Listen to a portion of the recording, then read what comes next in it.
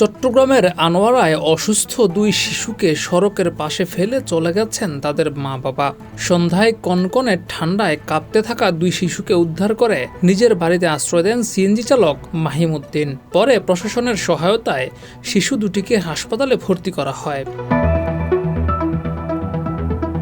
রোববার সন্ধ্যায় উপজেলার বারখাইন ইউনিয়নের মাজারগেট এলাকায় সড়কের পাশে বসে থাকা অবস্থায় শিশু দুটিকে উদ্ধার করা হয়। উদ্ধার হওয়া শিশুদের মধ্যে মেয়েটির বয়স 4 বছর এবং ছেলেটির বয়স 2 বছর।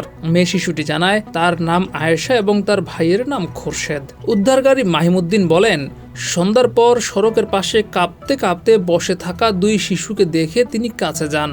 পরে বড় শিশুটির সঙ্গে কথা বলে পরিস্থিতি বুঝে তিনি নিজের বাড়িতে নিয়ে আসেন। মাহিমুদ্দিনের স্ত্রী শারমিন আক্তার বলেন, দুই শিশুই অসুস্থ এবং ছোট শিশুটি প্রতিবন্ধী।